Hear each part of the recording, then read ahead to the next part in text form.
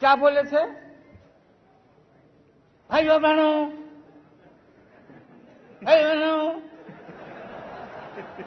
बिजली आई, बिजली मिली तो बिजली। अरे मोदी जी ठीक से बोलो, नहीं तो नस फट जाएगा यार। ऐसा कोई प्रधानमंत्री देखा क्या आपने? क्या बात है। 50 करोड़, 50 करोड़, 70 करोड़, 90 करोड़, कितना दे? अब विद्यार्थी परिषद का लड़का आगे बैठ के मोदी मोदी मोदी।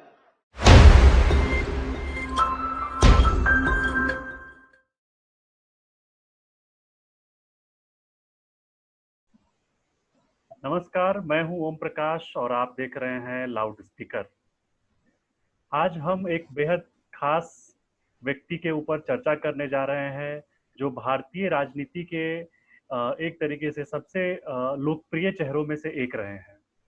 आज उनका जन्मदिन भी है। हम बात कर रहे हैं बिहार के पूर्व मुख्यमंत्री और देश के पूर्व रेल मंत्री लालू प्रसाद यादव के बारे में। और इस मुद्दे पर बात करने के लिए हमारे साथ मौजूद है नलिन वर्मा, जिन्होंने लालू यादव की बायोग्राफी लिखने में उनकी मदद की है। को ऑथर है लालू यादव की बायोग्राफी गोपालगंज टू रायसीना की। नलिन जी, आपका बहुत बहुत स्वागत है लाउड स्पीकर पर। Thank you. आज लालू जी का जन्मदिन है। किस तरीके से आप एक को ऑथर के रूप में गोपालगंज टू रायसीना के को ऑथर के रूप में आप लालू जी को आज कैसे याद करते हैं? देखिए, लालू प्रसाद जी का ये 73वां जन्मदिन आज है, लोग मना रहे हैं जी। लालू प्रसाद जी ऐसे तो प्रजातंत्र है और पूरा देश में हर राज्यों में नेता लोग बहुत हैं, लेकिन सब लोगों के पास अपनी अपनी काबिलियत है। लेकिन लालू प्रसाद जी एक अनोखे ढंग के नेता हैं और शुरू से ही बहुत ही अनोखा यूनिक उनका अंदाज रहा है। और आप स्टूडेंट हैं, ज्यादा आपको लगेगा कि भाई स्टूडेंट मूवमेंट में किस तरह से वो थे और कैसे आए।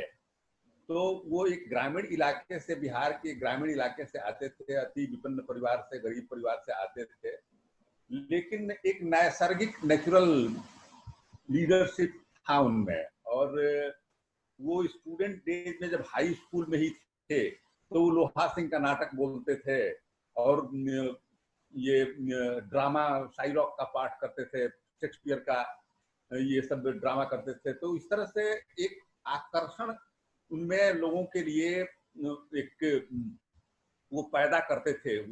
शुरू से ही वो लक्षण उनमें था। विद्यार्थी जीवन में भी वो आपको पटना विमेंस कॉलेज में वो एक ग्रामीण इलाके से आते थे, समाजवादी स्ट्रीम से उनका ज्यादा ताल्लुकात था, लगाव था।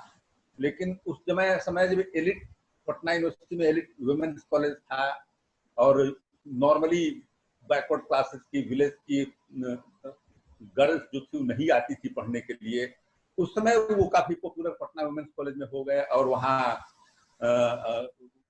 पहली बार उनको लड़कियों ने वहाँ बुलाया, वहाँ भाषण दिया उन्होंने। तो इस तरह से एक अनोखापन उनमें है। और अनोखापन इसलिए भी है कि जब उनसे आप बात कीजिएगा उनके बचपन के बारे में, तो वो मेढकों का बात करने लगेंगे, वे उस समय के खेलों का बात करने लगेंगे जो खेल खत्म हो गया है। तो वो सोरठी बिरजाभार चैता बिरहा, बहुत सारी गीत गाने उनको याद हैं। तो उतने ही शिद्दत के साथ वो बात करते हैं। इसलिए कोई लेखक उनके पास जाता है तो वो खाली लौट के नहीं आता है, इसलिए कि अब हो सकता है कोई लेखक राजनीतिक पॉलिटिकल राइटर हो तो किसी पॉलिटिकल आदमी के पास जाता हो तो उसको पॉलिटिकल स्टफ मिलता हो, और लेकिन लालू प्रसाद के पास कोई कहानीकार भी जाएगा, कोई कथाकार जाएगा, कोई नॉवेलिस्ट जाएगा, तो उसका भी स्टफ उसको उनके पास मिलने लगेगा। उतना ही वो डिफरेंट पेड़ पौधे के बारे में बात करेंगे, डिफरेंट स्पेसीज के बारे में बात करेंगे, वो हर चिड़ियों के बारे में बात करेंगे। तो बात ही नहीं करेंगे, उसमें उनका बहुत ही इंटरेस्ट है। खाने के बारे में तो क्या खाते थे, बातें हम लालू यादव एक ऐसे शख्स हैं जिनको हर कोई सुनना चाहता है, चाहे वो उनका विरोधी हो या समर्थक हो, उनको सब कोई सुनना चाहता है। तो मैं आपसे यही जानना चाहूंगा कि ये जो किताब लिखने जो आपने किताब लिखी है वो उसकी शुरुआत कैसे हुई? लालू जी के ऊपर जो आपने गोपालगंज से रायसीना, इसकी शुरुआत कैसे हुई? इसकी क्या कहानी थी? देखिए, मैं वहां बहुत दिनों से जर्नलिस्ट था। मैं 1988-89 से मैं जर्नलिस्ट था। उसमें लालू प्रसाद जी विधायक थे जी और गोपालगंज मेरे गृह जिला सिवान से बहुत नजदीक है जी और उसी इलाके का मैं भी रहने वाला हूँ। जी तो एक जर्नलिस्ट होने के नाते, उस इलाके का आदमी होने के नाते, एक बहुत पुराने समय से हम लोगों के ताल्लुकात थे। मैं उनको जानता था, वो भी हमको जानते थे। जी दूसरी बात हुई कि एक जब जर्नलिस्ट आप होते हैं तो नेता लोगों के पास थोड़ा नजदीकी होने के मौके आपको मिल जाते हैं। मैं पॉलिटिकल जर्नलिस्ट था, जी तो ये उनके दिमाग में ये बात थी कि मेरी भी जीवनी लिखी जाएगी। जब पब्लिशर लोगों ने उनको उनको अप्रोच करना शुरू किया जी तो बहुत सारे नाम उनके पास पहुंचे, लेकिन उन्होंने ईश्वर का आशीर्वाद कहिए कि हाँ, उनका अपना बड़प्पन कहिए, उन्होंने हम ही को चुना। बहुत सारे नाम पैनल में गए थे कि बहुत तो लिखने के लिए तैयार थे उनकी ऑटोबायोग्राफी को, लेकिन उन्होंने हमको चुना कि नहीं, वही हमको जानते हैं, वो ठीक से हमको लिखेंगे। तो इसलिए उनको हम ऑब्लाइज हैं कि उन्होंने हमको सेलेक्ट किया और किताब काफी सक्सेसफुल हुई, चर्चित है, आप लोग देख ही रहे हैं उसको। जी तो इसी तरह से हमको मौका मिला उनका काम करने का। लालू जी के बारे में बात करते हैं तो सबसे पहली बात लोगों के जहन में है कि जेपी मूवमेंट किस तरीके से, मतलब गोपालगंज से निकलकर पटना आना और छात्र संघ का अध्यक्ष बनना और जेपी मूवमेंट को एक तरीके से बिहार में लीड करना, उसके बारे में थोड़ा सा आप बताइए कि किस तरीके से लालू जी ने उस वक्त के छात्र आंदोलन में शामिल रहे लोगों को एकत्रित किया और एक आंदोलन को जन आंदोलन बनाया बिहार में। देखिए, 70 के दशक में जब आप जाएंगे, जब लालू प्रसाद जी, जेपी मूवमेंट जब हुआ या लालू प्रसाद जी उसके अगुआ नेता बने, जेपी के प्रिय पात्र बने, तो उसका एक बैकग्राउंड था कि उस टाइम में इंदिरा गांधी जी का सरकार था, कांग्रेस की सरकार थी और उसके विरुद्ध लोगों में एक जन भावना पैदा होने लगी। जी पहली बात। दूसरी बात थी कि विद्यार्थियों में भी डिफरेंट इश्यूज को लेकर के एक विद्रोह का माहौल पूरे देश में एक एक एक बन रहा था उस समय। तानाशाही के खिलाफ कहिए, जो भी कहिए, एक समा बंध रही थी। और जयप्रकाश नारायण जी 1942 में क्विट इंडिया मूवमेंट के हीरो थे और बहुत ही लोकप्रिय लीडर थे। तो लालू प्रसाद जी की यही खासियत है कि ये उस समय तक छात्र राजनीति में काफी आगे बढ़ गए थे और पटना यूनिवर्सिटी के प्रेसिडेंट बन गए थे। लेकिन ये जयप्रकाश जी के पास गए, उनको अपना गुरु माने, स्टूडेंट्स को लेके वहां गए और बोले कि हमको आप लोग आप मेरा नेतृत्व कीजिए, हमसे गलती हो सकती है, हम छोटे हैं और हमको गार्जियनशिप का जरूरत है। तो इस सादगी वगैरह को देख के हमको लगता है कि जयप्रकाश, क्योंकि प्रेसिडेंट थे पटना यूनिवर्सिटी के, यंग थे और समाजवादी विचारधारा के विद्यार्थी थे और बैकवर्ड क्लासेस से आते थे, ऐसे भी जयप्रकाश नारायण वगैरह सोशलिस्ट लोग थे वो लोग। तो इनको उन्होंने, जयप्रकाश जी ने अडॉप्ट कर लिया इन द सेंस की लगा कि इसमें एनर्जी बहुत ज्यादा है, बहुत कम उम्र में लड़का प्रेसिडेंट पटना यूनिवर्सिटी बन गया है, इसको आगे बढ़ाना चाहिए। तो इस तरह से जयप्रकाश नारायण जी ने इनको गाइड करना शुरू किया, जिसका फायदा इन्होंने बहुत ही, जिसको उनके नॉलेज का, जयप्रकाश जी के उनके सिद्धांतों का इन्होंने इस्तेमाल ठीक से किया। इससे आपको, जेपी मूवमेंट में बहुत सारे लोग थे, लेकिन देखिए जब पहला चुनाव हुआ 77 में, तो ये फर्स्ट टाइम में ही आपको 28, 29, 27 साल की उम्र में मेंबर ऑफ पार्लियामेंट बन गए। 29 साल की उम्र थी। तो और स्टीयरिंग कमेटी जो बनी थी उसके चेयरमैन थे लालू प्रसाद उसी कम उम्र में। तो जेपी का बर्दाश्त इनके ऊपर था और जयप्रकाश नारायण बहुत मानते थे। ये भी अपने एक क्या कहिएगा पिता के तरह और एक गाइड के तरह जयप्रकाश जी के शिष्य थे। और लेकिन 77 का चुनाव जीतने के बाद, 77 का चुनाव जीतने के बाद 80 में ऐसा क्या हो गया कि वो छपरा से चुनाव हार गए? देखिए, ये हुआ क्या कि ये चुनाव तो सारे लोग जीत गए, लेकिन जनता पार्टी जो जिसकी सरकार बनी थी, मोरारजी की सरकार, फिर बाद में चरण सिंह की सरकार आई, तो जी वो पूरी सरकार ने एक तरह से फिर इंदिरा गांधी जी का चला अपने को फिर से रिटेन करने के लिए। तो ये लोग मूवमेंट जिस तरह से आए थे अपने को सस्टेन नहीं कर सके, नहीं कर पाए। विखंडित हो गए, आपस में कलह हो गया इन लोगों के। तो चुनाव लालू प्रसाद जी ही नहीं, बहुत सारे जनता पार्टी के लोग हार गए। इंदिरा गांधी ही फिर कांग्रेस सत्ता में लौट आई थी। हाँ, लेकिन ये चुनाव हार गए तो तुरंत सोनपुर से उसी 1980 में चुनाव जीत के एमएलए बन गए लालू प्रसाद। मैंने कभी बाहर ये हाउस के नहीं रहते थे। ये अगर एमपी का हारे तो सोनपुर से, उसी क्षेत्र में सोनपुर से एमएलए बन गए, वो लगातार रहे। तो फिर उसके 89 बाद में आपको 80 के बाद है? वो बिहार तक केंद्रित कर चुके थे खुद को, मतलब 80 में लोकसभा का चुनाव हारने के बाद एक तरीके से उन्होंने अपने आप को बिहार तक केंद्रित कर लिया था। केंद्र की राजनीति में वो उतने सक्रिय नहीं थे उसके बाद। देखिए, लालू प्रसाद जी हमको लगता है कि शुरू से ही केंद्र के राजनीति में बहुत ही इच्छुक केंद्र की राजनीति में नहीं थे। वो बिहार एमपी भी बने थे तो वो केंद्र की राजनीति में जाने के लिए बिहार की ही बात करते थे। वो मास लीडर थे, तो लोगों के बीच में जाते थे, आपको रिलीफ बंटवाते थे।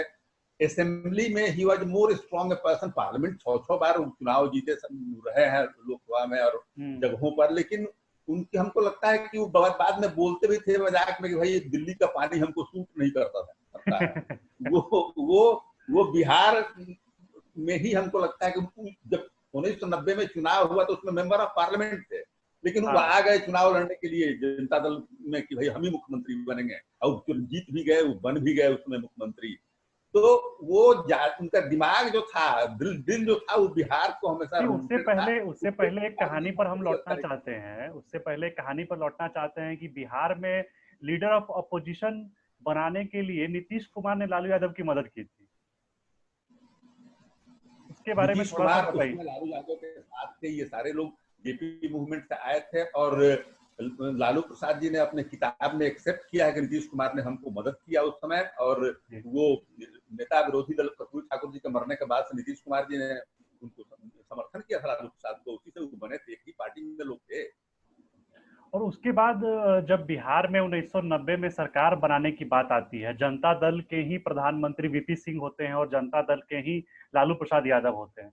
तो क्या वीपी सिंह लालू प्रसाद यादव को पसंद नहीं करते थे, वो रामसुंदर दास को ज्यादा पसंद करते थे? किस तरह की राजनीति अंदर में चल रही थी? किताब में लालू जी ने क्या लिखा है उसके बारे में कि वीपी सिंह या चंद्रशेखर का समर्थन लालू यादव को प्राप्त था, फिर रघुनाथ झा को खड़ा किया गया शायद लालू यादव को जिताने के लिए। तो क्या चल रहा था उस वक्त अंदर खाने में?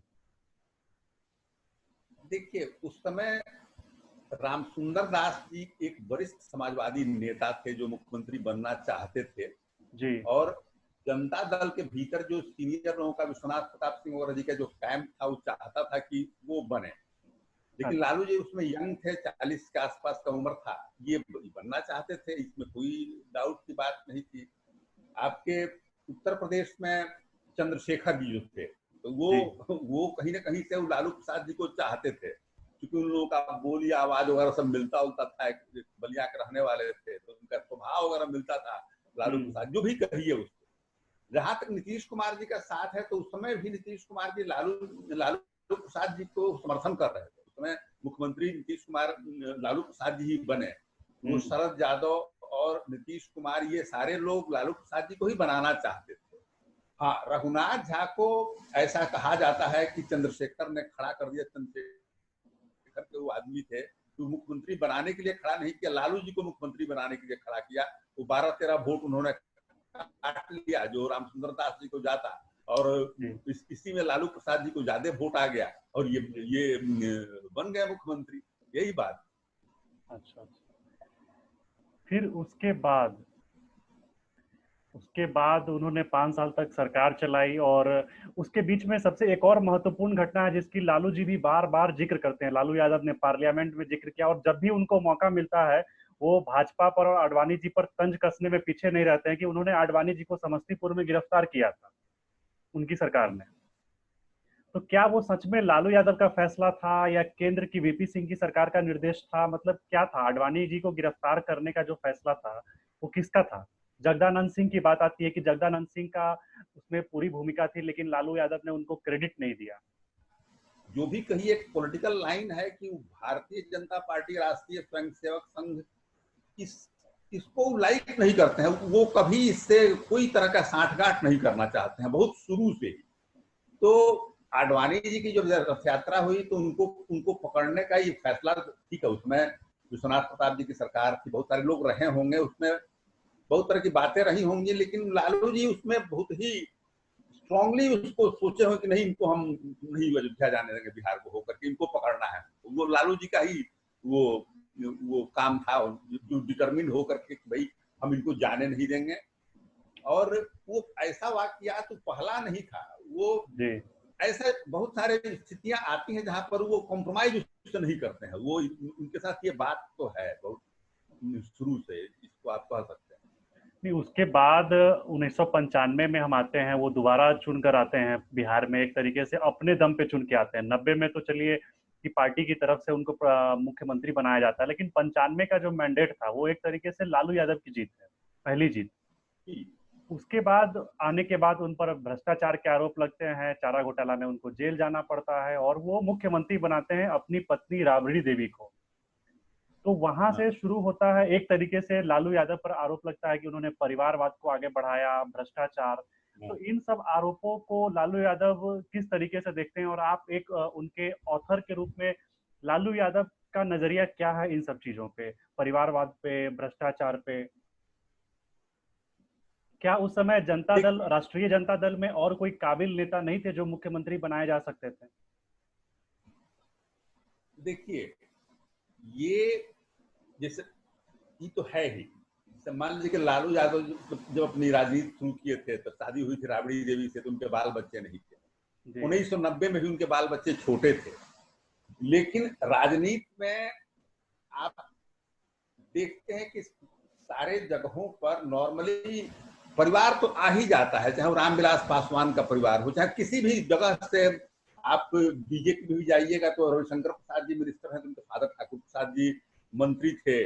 तो एक आदमी को सिंगल आउट करना जो है वो थोड़ा सा ठीक नहीं है, क्योंकि बड़े नेता थे, इन पर इंजाम ज्यादा लग जाता है। क्योंकि भाई मुख्यमंत्री रहे हैं, रेलवे मिनिस्टर रहे हैं, मुखर नेता है, तो भाई परिवारवाद का या इस तरह की बातों को लोग करते हैं, लेकिन बहुत कम लोग हैं जो इससे अछूते हैं, जो दूसरे को बना देते हैं, अपने परिवार को नहीं पूछते हैं। हाँ, लालू प्रसाद जी के साथ एक बात आप कह सकते हैं कि उन्होंने दूसरे लोगों को भी बहुत किया है। ऐसा नहीं, बहुत सारे नए नए नेताओं को पैदा किया है, जो कि जिसका कोई राजनीति में कोई, राम कृपाल जी भी बीजेपी में है, मिनिस्टर भी है जी। वो पता लगाइएगा, पता चलेगा कि कुछ नहीं थे वो, तो कहीं से रोड से निकाल करके लालू प्रसाद ने आगे बढ़ाया। तो ठीक है, उन्होंने अपने परिवार के लोगों को बढ़ाया है, लेकिन लालू यादव कोई एकमात्र नेता नहीं है जो अपने परिवार के लोगों को बढ़ाया, और बाकी जो दूसरे कैंप में लोग थे वो परिवार के लोगों को नहीं बढ़ाते थे, चाहे कांग्रेस में, चाहे बीजेपी में, चाहे और पार्टियों में भी। ये बहुत इंपॉर्टेंट लीडर रामविलास पासवान जी हैं, आप देखिए सारे घर के लोग उनके एमपी हैं, एमएलए हैं, मिनिस्टर हैं। तो बीजेपी में बहुत सारे लोग ऐसे मिल जाएंगे। बात तो एक तरीके से भारतीय राजनीति के लिए ही मतलब अभिशाप है कि हर पार्टी में हर नेता, मतलब बहुत कम लोग ऐसे हैं जिन्होंने परिवारवाद को आगे नहीं बढ़ाया। लेकिन चूंकि लालू जी समाजवादी विचारधारा से आते हैं, कर्पूरी जी को अपना नेता मानते हैं, लोहिया जी को अपना नेता मानते हैं, इसलिए एक तरीके से समाजवाद कहीं पीछे तो नहीं छूट गया। समाजवाद की जो विचारधारा थी, लालू यादव ने फिर उसके बाद भ्रष्टाचार के इतने आरोप लगे, इतने पैसा कमाना, इन सब चीजों में कहीं समाजवाद की जो विचारधारा थी वो लालू जी ने कहीं पीछे छोड़ दिया अपने राजनीति को आगे बढ़ाने में। देखिए, समाजवाद डॉक्टर राम मनोहर लोहिया, जयप्रकाश नारायण एक व्यापक परिदृश्य है जी। मैं ये बिल्कुल दावा नहीं कर सकता हूं on behalf of Lalu Prasad ji की भाई समाजवाद के जो मूल सिद्धांत थे उस पर सारे लोग अक्षरशः सही ही उतरे हैं, चाहे मुलायम सिंह जी हो, चाहे लालू प्रसाद जी हो, चाहे सारे लोग हो। सारे आंदोलनों का उसमें नेताओं का राइज और फॉल भी होता है, कॉम्प्रोमाइजेस भी लोग करते हैं उसमें। तो ये मैं नहीं कह सकता हूं कि लालू प्रसाद जी ठीक उसी तरह से चले हैं जिस तरह से अपने गुरुओं से, डॉक्टर राम मनोहर लोहिया से और जयप्रकाश नारायण से उन्होंने सीखा, या जो सिद्धांत उसके मूल स्वरूप में है तो वो राजनीति में जो पावर की राजनीति आप करते हैं तो बहुत तरह की बातें सामने आती हैं। रहा सवाल उनके ऊपर आरोपों का, परिवारवाद का, भ्रष्टाचार का, बहुत सारी चीजों का, तो भाई उसके लिए एजेंसी सब है जो कि अपना अपना काम कर रहा है। लालू प्रसाद जी भी जेल में है, आपको उस पर हम लोग बहुत कुछ बोल नहीं सकते, बिकॉज कोर्ट अपना काम कर रहा है, वो जेल में है। जी। और परिवारवाद के बारे में आपको बताया ही। तो ये अगर सोचना कि भाई ये जो लोग हैं, किसी भी पार्टी में आप जाके देखिएगा तो एक एक एक, एक क्या कहिए, फॉल हुआ है आदर्शों में। अब आप बीजेपी में अटल बिहारी वाजपेयी को ले लीजिए, उसके बाद के जनरेशन को देखिएगा तो क्या मैंने सारे लोग वही से ही हैं जैसा बिहार में बहुत लोग हैं और बहुत लोग ऐसे मानने वाले हैं कि लालू यादव ने एक तरीके से सामाजिक न्याय को आगे बढ़ाया, सामाजिक न्याय की लड़ाई को एक ताकत दी 1990 के बाद से। तो लेकिन उसके साथ ही साथ बिहार में पैरेलली अपराध का जो ग्राफ है, लोग कहते हैं कि अपराध 90 से लेकर 2005 के बीच में बिहार में बढ़ा और एक तरीके से मतलब लालू यादव के जो लोग थे, उनकी पार्टी के जो लोग थे, उन्होंने मतलब लॉ एंड ऑर्डर सब कुछ को एक तरीके से खत्म कर दिया था। तो क्या इसमें कितनी सच्चाई है और लालू यादव इस बात से कितना इत्तेफाक रखते हैं कि सच में कहीं वो क्राइम को कंट्रोल करने में नाकाम रहे थे उस वक्त बिहार में? देखिए, लालू यादव जब सत्ता में आए 1990 में जी, उसके पहले 1989 में भागलपुर में बहुत बड़े दंगा हुआ था, जी, जिसमें हजारों लोग मारे गए थे। जी, और उसके पहले बहुत सारे नुनही नगमा से लेकर के बहुत सारे नरसंहार हुए थे। ऐसी बात नहीं थी कि उस समय आपको गैंगस्टर लोगों का वहां पर अभाव था, और लालू यादव के आने के बाद ही सारे गैंगस्टर ऊपर हो गए और इन्होंने ही केवल बढ़ा दिया। कांग्रेस के टाइम में भी आपको नरसंहार, कास्ट राइट, कम्युनल राइट्स, ये सब बिहार में पहले से एक जमीन उसकी रही थी जिसपे होते रहा था। लालू प्रसाद जी के टाइम में भी वो चीजें रही, लेकिन तब है कि जो विरोधी है, जो सत्ता में रहती है, उसके बारे में लोग बढ़ चढ़ करके बोलता है और उनको जवाब भी देना पड़ता है। तो लालू प्रसाद को भी करना पड़ा। आज ही आप देखिए, आज एनडीए की सरकार है तो उसमें आपको आपके लिस्ट में है कि बिहार में एक से एक, अब रघुवंश प्रसाद सिंह को हराने वाले कौन थे आप बताइए। एक से एक माफिया, एक से एक लोग अभी भी वहां से जीत करके आते हैं, जो कि छोटन शुक्ला ने हरा दिया, जो कि एक बहुत बड़े माफिया है, एक दबंग आदमी है, जो रघुवंश प्रसाद सिंह को हरा दिया। रघुवंश प्रसाद सिंह कहीं ना कहीं से मंत्री थे, वो अपराधी तो नहीं है। तो कहने का मतलब कि ये जो लोग जिसके बारे में आप बोलते हैं, वो भिन्न भिन्न पार्टियों में वो रहते हैं अपने अपने टाइम में, और सबको उन लोगों का जरूरत है, बूथ लूटना हो, माफियागिरी करना हो। चीज मैं जानना चाहूंगा लालू यादव के हवाले से कि वो अध्यादेश जो सबको याद है, जिसको फाड़ा गया था और जिसके कारण लालू यादव जेल गए थे, राहुल गांधी ने प्रेस कॉन्फ्रेंस में फाड़ा था, क्या सचमुच उस वक्त लालू यादव राहुल गांधी से नाराज थे? और मतलब क्या उन्होंने सोनिया गांधी को इस बारे में कभी बताया कि अगर राहुल यादव वो अध्यादेश न फाड़ते तो हो सकता है कि लालू यादव को जेल नहीं जाना पड़ता और वो चुनाव भी लड़ सकते? इस पर लालू की क्या प्रतिक्रिया थी? देखिए, अध्यादेश जो था वो कैबिनेट का फैसला था, doctor Manmohan Singh prime minister ji. Rahul Gandhi ji ने उसको फाड़ा। तो मैं इस पर मेरी लालू यादव जी से बात तो नहीं हुई है, लेकिन मैं कह सकता हूं कि लालू यादव जी निश्चित रूप से नाराज हुए हैं, इसलिए कैबिनेट का फैसला था जो उनके पक्ष में जा रहा था। फाड़ना जो है अध्यादेश उनके विपक्ष में चला गया, तो नाराज तो निश्चित रूप से राहुल गांधी जी से हुए होंगे। अब उसको किस हद तक वो सोनिया जी से गए होंगे, क्या बात की हम इसकी जानकारी तो मुझे नहीं है, लेकिन लालू जी को जो मैं जानता हूं, लेकिन अच्छा फिर नहीं लगा मजबूरी होगा क्या है बिहार में, चूंकि आरजेडी खुद एक बड़ी ताकत है, तो लालू यादव की ऐसी मजबूरी क्या है जो कांग्रेस के साथ ही उनको लड़ना है, जिस कांग्रेस के खिलाफ में ही उन्होंने अपने राजनीति की शुरुआत की, लेकिन उसके बाद से सोनिया गांधी के लिए एक तरीके से वो सबसे ज्यादा मुखर रूप से लड़ते रहे। सोनिया गांधी के लिए किसी मुद्दे पर सबसे ज्यादा वो बोलते रहे हैं सोनिया गांधी के पक्ष में। देखिए, जैसे बिहार में कहीं कांग्रेस के साथ है कि अगर बिहार में कांग्रेस का पहले जो 1990 के पहले जो जमीन था, अब वो जमीन नहीं है जी। कांग्रेस को किसी के साथ ही वहां पर लड़ना पड़ेगा जो कि मजबूत जो है वहां पर। तो कांग्रेस तो एनडीए के, बीजेपी के के साथ जो अलायंस है उनके साथ तो लड़ नहीं सकती है। तो लालू प्रसाद जी को छोड़ करके कांग्रेस सोचे कि कुछ समझा, कोई भी पार्टी सोचे तो वो मुश्किल काम होगा, क्योंकि लालू प्रसाद जी मजबूत जमीन पर हैं, उनके पास सबसे ज्यादा एमएलए उनके जीत के आए हैं, 80-81 एमएलए हैं। तो पॉलिटिकली मैं सोचता हूं कि कांग्रेस की किसी का मजबूरी, ये बात मैं नहीं कह रहा हूं, लेकिन ये लालू प्रसाद जी के पार्टी को दरकिनार कर दें हम और फिर चुनाव हम लड़े वहां पर, तो ये प्रैक्टिकल बात नहीं हो सकता है कांग्रेस के लिए।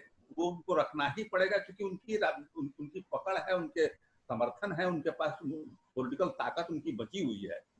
अब आते हैं 2015 का विधानसभा चुनाव। किस तरीके से फिर से, मतलब वो पीछे का प्लॉट क्या है, जिसमें बैकग्राउंड थोड़ा सा समझाइए हमारे दर्शकों को कि किस तरीके से लालू और नीतीश फिर से मिलने के लिए मजबूर हुए, और वो पूरा जो गठबंधन था, महागठबंधन की जो रचना थी, वो उसके बैकग्राउंड की क्या कहानी, किस तरीके से वो सब तैयार हुआ, उसका प्लॉट। देखिए, ये लोग 2015 में महागठबंधन बनाया नीतीश कुमार जी ने और लालू प्रसाद जी ने। कांग्रेस में तो कुछ ही पहले से महागठबंधन में। उस समय जो कहा गया कि भाई जो बीजेपी की सरकार है वो सांप्रदायिक है, और नरेंद्र मोदी झूठ बोलते हैं। नीतीश कुमार ने बहुत जगहों पर भाषण में भी कहा कि भाई ये कहते कुछ है, 15 लाख रुपया देने की बात करते थे, नहीं कहे, एक सांप्रदायिक भेदभाव करते हैं और ये डिक्टेटोरियल है, सारी बातों को लोगों ने कहा। तो लालू प्रसाद जी तो पहले से विरोधी थे ही जी, लेकिन नीतीश कुमार जी उनको छोड़ करके आए तो इन लोगों को लगा कि हमको ताकत हमारी बढ़ेगी और हमारी जो सेकुलर जो जमात है उसकी ताकत बढ़ेगी। वो आ गए। इसमें आने के 1-1.5 साल के बाद से इन लोगों में फिर दुराव हो गया। तो आए थे तो उसको पता चला था, लेकिन ये कहना बड़ा मुश्किल काम है कि फिर बीजेपी में उसी नरेंद्र मोदी जी के रहते हुए फिर उसी जिससे इतना उन्होंने उसके खिलाफ बोला था, वो कैसे चले गए, इसका जवाब तो नीतीश कुमार जी ही दे सकते हैं। ये दूसरा कोई नहीं दे सकता। इसलिए आने वाला तो बात मालूम हो सकता है, लेकिन फिर उसी के पास कैसे गए जिस सारी चीजों को उन्होंने नकारा था। जी, उस समय जो उन्होंने तर्क दिया कि हम भ्रष्टाचार से समझौता नहीं कर सकते हैं, नीतीश कुमार जी ने जो तर्क दिया, नीतीश कुमार जी ने तर्क दिया कि हम भ्रष्टाचार से समझौता नहीं कर सकते हैं, इसलिए हमारे पास कोई रास्ता नहीं है। आप देखिए, जब उन्होंने 2015 में उनसे अलायंस किया था, लालू प्रसाद जी ऑलरेडी कन्विक्टेड हो चुके थे जी। लालू प्रसाद जी 2013 में ही उनका चारा घोटाले में कन्विक्शन हो चुका था, जेल से वो आए हुए थे। तो ये जो भ्रष्टाचार पर हम समझौता नहीं करेंगे, तो उनसे अलायंस आपने तब किया जबकि वो कन्विक्टेड थे, कोर्ट के द्वारा कन्विक्टेड थे, जेल से जमानत पर छूट करके आए थे ना। तो फिर क्या ऐसा मैंने आपको कैसे विश्वास कर लिया जाए? ये जो किताब आई थी आपकी, उसमें जो सबसे बवाल हुआ था उस किताब में एक चर्चा पर कि प्रशांत किशोर दोबारा मिलने गए थे लालू यादव से। 6 महीने भाजपा की सरकार चलने के बाद प्रशांत किशोर मिलने गए थे लालू यादव से कि फिर से नीतीश कुमार आना चाहते हैं महागठबंधन में, जिसका प्रशांत किशोर ने भी उस आरोप को एक तरीके से खारिज किया है कि हम नहीं गए थे। तो मतलब इसमें कितनी सच्चाई है कि प्रशांत किशोर क्या दोबारा वापस मिलने गए थे कि महागठबंधन में वो फिर से करना चाहते हैं, नीतीश कुमार आना चाहते हैं, क्या था? देखिए, ये इसमें बहुत बड़ी बात नहीं है। उसमें चुनाव होने वाला था, वो इशू बन गया चुनाव। एक दो पैराग्राफ चर्चा है कि मिलने गए थे। उस समय प्रशांत किशोर जी नीतीश कुमार जी के साथ थे। तो वो भाई देखिए, अगर मिलने गए होंगे तो नीतीश कुमार जी और लालू प्रसाद जी बहुत पहले मित्र थे, फिर अलग हो गए, बीजेपी के साथ चले गए, फिर वो बीजेपी के से छोड़ करके लालू जी के साथ चले गए, फिर वो बीजेपी में चले गए और फिर प्रशांत किशोर जी को भेजे होंगे उसमें। तो ये कोई अनयूजुअल बात, मतलब आश्चर्यजनक घटना तो है नहीं ना भाई। ऐसा तो होता है राजनीति में, और उनके द्वारा तो ऐसा हो सकता था। हाँ, रहा सवाल उस समय प्रशांत किशोर जी को डिनाई करने का, तो प्रशांत किशोर जी उसमें उस पार्टी के स्ट्रेटजिस्ट थे, वो क्या करते कि हम जो किताब में लिखा हुआ है सही है, नहीं कर सकते थे इस बात को ना। तो उसी पार्टी के स्ट्रेटजिस्ट जेडीयू में थे, वाइस प्रेसिडेंट थे उस समय। लालू यादव के करीबी लोग कहते हैं जी, लालू यादव के करीबी लोग कहते हैं कि उनकी सबसे बड़ी कमजोरी उनके परिवार के लोग हैं। हमेशा उनके लिए एक मुश्किल हालात पैदा हो जाते हैं। मीसा भारती को एक तरीके से राजनीति में स्थापित करना है, तेजस्वी यादव है, तेज प्रताप यादव है, राबड़ी देवी है, मतलब परिवार के भीतर सामंजस्य बिठाने में एक तरीके से लालू यादव परेशान हो जाते हैं। उनके जो निजी लोग हैं वो कहते हैं, तो इस बात में कितनी सच्चाई है? सबकी अपनी महत्वाकांक्षाएं हैं, चाहे वो मीसा भारती हो या तेजस्वी यादव हो या तेज प्रताप यादव। ये बात सही है, लालू जी का परिवार बड़ा है, और परिवार बड़ा है तो वो लालू जी की तरह संघर्ष करके उनके घर में सारे लोग नहीं आए हुए। लालू जी के पास अपनी संघर्ष की कहानी है, और जो उनके पुत्र हैं, पुत्रियां हैं, और सारे जो लोग हैं उनके रिलेशनशिप में जो लोग हैं, वो उनको उनको बहुत चीज मिला हुआ है और उनकी महत्वाकांक्षाएं हैं। तो ये परेशानी तो भाई लालू प्रसाद जी के पास है, इसमें कोई डाउट का बात नहीं है। रहा सवाल मेरा, तो मैंने लालू प्रसाद जी के साथ बहुत काम किया है, लेकिन उनके परिवार में आपको ईमानदारी से बता रहा हूं कि बहुत लोगों से मेरा उतना ताल्लुकात नहीं है, मैं बहुत गहराई से उन लोगों के बारे में नहीं जानता हूं, लेकिन लालू प्रसाद जी के साथ मैंने काम किया है। एक जर्नलिस्ट के नाते मैं इस बात को फील करता हूं कि उनका परिवार बड़ा है। 1990 में बने थे तो बाल बच्चे बहुत छोटे थे, अब सब लोग बड़े हो गए हैं, सबकी अपनी महत्वाकांक्षाएं हैं, और सबको लंबी दूरी तय करनी है। भाई लोग कैसे उनको एक्सेप्ट करते हैं, क्या करते हैं, सब बातें तो होगी उनके। एक और जो सबसे महागठबंधन के और लोग जो कहते हैं कि वो तेजस्वी यादव के नेतृत्व को स्वीकार नहीं कर पा रहे हैं, हर चीज के लिए उनको रांची जाना पड़ता है। चाहे वो लोकसभा चुनाव के समय हमने देखा कि शरद यादव कितनी बार रांची जा रहे हैं, उपेंद्र कुशवाहा कितनी बार रांची जा रहे हैं, कांग्रेस के बड़े बड़े नेता रांची जा रहे हैं। तो मतलब एक तरीके से वो तेजस्वी यादव के नेतृत्व को स्वीकार नहीं कर पा रहे हैं, हर चीज के लिए उनको रांची जाना पड़ता है लालू से मिलने के लिए। तो क्या मतलब आरजेडी में आज भी लालू यादव का ही चल रहा है, तेजस्वी उस तरीके से पार्टी को नहीं चला पा रहे हैं? देखिए, ये ठीक है, उनके पिता हैं और तेजस्वी को बार बार जाना पड़ रहा है, लेकिन एक बात मान के चलिए, एक जर्नलिस्ट के नाते हम बता रहे हैं कि नेता कोई किसी को नहीं बना सकता है, एक सहारा दे सकता है। लालू प्रसाद जी को कोई नेता बनाया नहीं था, और वो नेता बन गए थे। तो तेजस्वी जी को भी नेता, जो ठीक है, लालू प्रसाद जी के उनके पिता हैं, इतने बड़े कद्दावर नेता हैं, उनका बर्दाश्त उनके ऊपर हो सकता है। मुख्यमंत्री बने तेजस्वी यादव या तेज प्रताप स्वास्थ्य मंत्री बने, पहली बार बन गए, पहली बार अगर विधायक बने और उप मुख्यमंत्री बन गए, तो कहीं ना कहीं पिता के ही पद का और पिता के कारण ही बने पहली बार में उप मुख्यमंत्री। वही मैं आपको बता रहा हूं कि लालू, ये देखिए, पिता ने उनको एमएलए बनवा दिया, नेता विरोधी दल बन गए, एक एक्सेप्टेबिलिटी दिलवा दिया, लेकिन अब वो पूरे अपने कुंबे के भी नेता रहे, और ये वो यूपीए में बड़े सारे घटकों के नेता रहे। इसमें तो फिर उनकी अपनी काबिलियत सामने आएगी। लालू प्रसाद जी एक हद तक ही उनको सपोर्ट कर सकते हैं, क्योंकि उसमें उनको दिखाना पड़ेगा। अगर नेता वो बनना चाहते हैं तो फिर उनको प्रूफ करना पड़ेगा कि हम नेता हैं। लालू प्रसाद जी प्रूफ करके ही बने थे। ठीक है, वो पिता उनके हैं, उनके ऊपर आशीर्वाद है, तो ये एक हद तक काम करता है, लेकिन पिता के आशीर्वाद से आप पूरी जिंदगी नहीं चल सकते हैं, आपको इंडिपेंडेंट होना पड़ता है। जिसकी जद्दोजहद की लड़ाई तेजस्वी लड़ रहे हैं, और देखिए आगे क्या होता है, समय लंबा है। लालू यादव के समर्थक एक और बात कहते हैं कि बहुत सारे नेता इस देश में भ्रष्टाचार करके पैसे कमाए हैं, लालू यादव से ज्यादा पैसा कमाया है लोगों ने, लेकिन उन पर कोई कार्रवाई नहीं हुई है, और लालू यादव को जानबूझ के केंद्र की सरकार, भाजपा की सरकार परेशान करती है, जबकि और सारे नेता हैं जिन पर इस तरीके के मुकदमे हैं भ्रष्टाचार के, और इससे ज्यादा के मुकदमे हैं, ज्यादा भ्रष्टाचार के मुकदमे हैं। तो आप भी क्या इस बात से सहमत हैं? नहीं, देखिए, एक छोटी बहुत टेक्निकल बात है, बहुत सारे केसेस सीबीआई के पास हैं, लोग इन्वेस्टिगेट करता है। ये मैं मोटा मोटी तौर पर कह सकता हूं कि जो विरोधी हैं, अपने विरोधियों, जो सत्ता पक्ष में है या जो विरोधी हैं, वो लोग इस तरह का काम करते हैं। लेकिन अब देखिए, सीबीआई में तो हमारा कोई दखल नहीं है। बिल्कुल, उस डॉक्यूमेंट्स को तो हम देख नहीं रहे हैं कि भाई किस डॉक्यूमेंट को क्या चार्ज किया गया है, क्या लगाए गए हैं। बहुत सारी चीजें जो है इन्वेस्टिगेटिंग एजेंसी के पास है, कोर्ट के पास बहुत सारी चीजें हैं।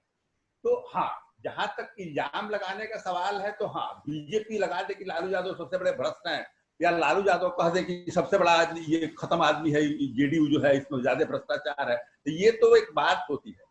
लेकिन हाँ, ये बात तो है, आज ही की बात नहीं, जो लोग सत्ता में रहते हैं वो उनके पास में भी उसमें लगे हुए जो लोग हैं भ्रष्टाचार में, वो अपने लोगों को तो उस तरह से नहीं पकड़ते हैं ना, वो तो विरोधियों को पकड़ते ही हैं। तो ये मैं नहीं मानता हूं कि बीजेपी में जो लोग मंत्री होंगे वो बहुत ही ईमानदार होंगे और वो बहुत ईमानदारी से अपना काम कर रहे होंगे, ऐसी बात नहीं है।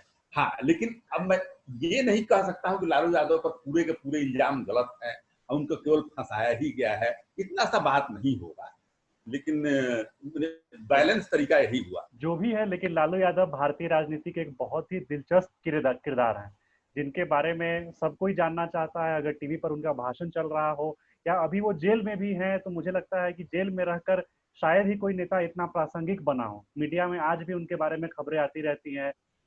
कोई उनसे रांची मिलने जाता है तो वो एक तरीके से अखबारों की और टीवी चैनलों पे सुर्खियां बनती है। तो लालू यादव एक ऐसे दिलचस्प किरदार हैं जिनके बारे में सब कोई जानना चाहता है, सुनना चाहता है, पढ़ना चाहता है। बहुत बहुत शुक्रिया नलिन वर्मा जी हमारे साथ जुड़ने के लिए और इस बातचीत के लिए। आपने हमें समय दिया, इसके लिए हम आपका धन्यवाद करते हैं। Thank you. Thank you.